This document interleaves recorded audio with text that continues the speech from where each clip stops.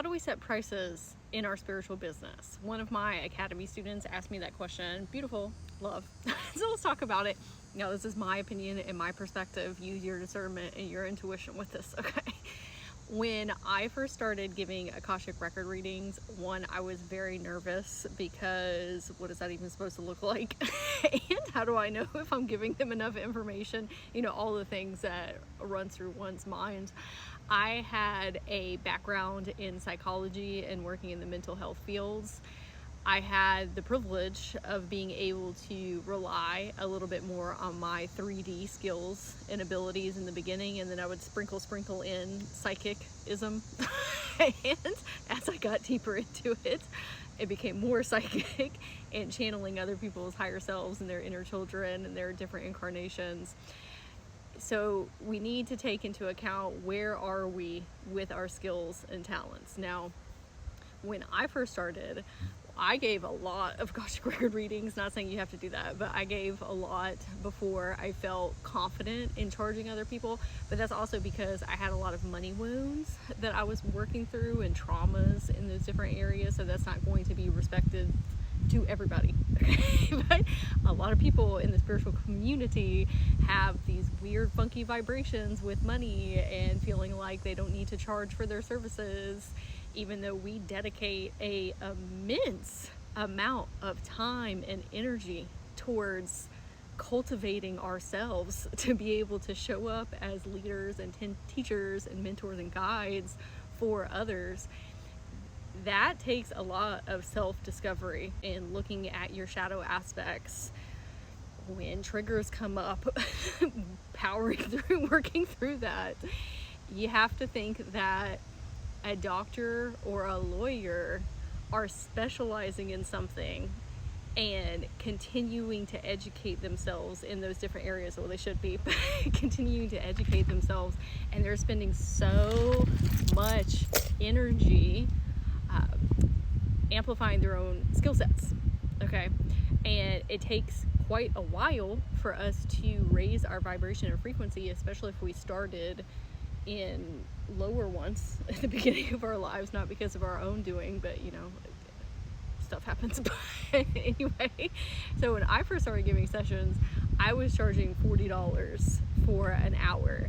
I felt like that was an equal energy exchange for what I was bringing to the table, even though that's not accurate.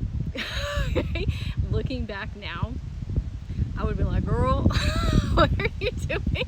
But again, I had a lot of layers of consciousness that I needed to work through as far as self-concept.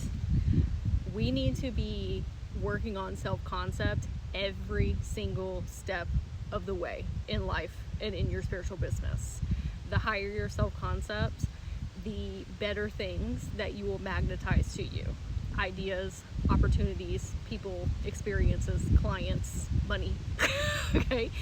And as I continue to get feedback from others of the type of sessions that we were having, the interactions and the results that they were achieving, oh my gosh, my tripod, I would continually raise my prices in my business. Also, because I do psychic type of work, the depths of where I am reaching into somebody's soul have gotten deeper and deeper as I've gone along. And not that it necessarily takes more energy from me, but it kind of does. Like it takes my personal power in order to reach far down into somebody's Akashic records and retrieve information, especially if we are talking to inner children or if we are pulling up information from different incarnations. Like, that's way out there in the ethers. Okay? So what we need to think about as well is not that we are charging by the hour, but what kind of transformation is this person going to receive? It is a transformative experience. How much is it going to change somebody's life with coming to see you for your services? When I had that clink over, it really helped me better understand how expansive not only I am, but what I have to offer others, and how much that they are going to grow and evolve after our connection with one another. Sometimes we think that we have to have this such in-depth session or mentorship or program, which is beautiful. I love the intentionality of that.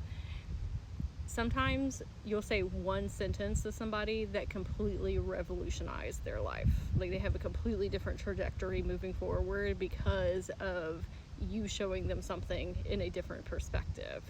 So it's not always necessarily how much can I give this person, because then we're kind of getting into unequal energy exchanges. It's how can I expand this person's horizon where they can quantum leap a couple chapters forward. Okay, based on my experiences and the tools and resources that I have, or pointing them in the directions that they need to go. That's why we need to get really clear on what our skills and tools are and our abilities, and what are the outcomes that we can help other people with. When you know what those clearly are, it gives you a lot more confidence, especially when it comes to charging people money. And what I have done as I have increased my investments for people, I always like to ask myself, what do I feel like is an equal energy exchange for this, and then push it a little bit, because I'm usually undercutting myself, or I would have been in the past, but undercutting myself. The only way that you are going to get your money container, your money thermostat to go up, is by you continuing to push yourself. Okay, but at the same time, we need to be pushing our skills and abilities too. Okay, you can always play around with your pricing as well. It doesn't have to be one way. I've done that a million times. I have raised it, lowered it. It's fine while you are figuring out the energetic foundations of yourself and your business. We also need to take into account how much prep are we doing before a session or a mentorship or a group program.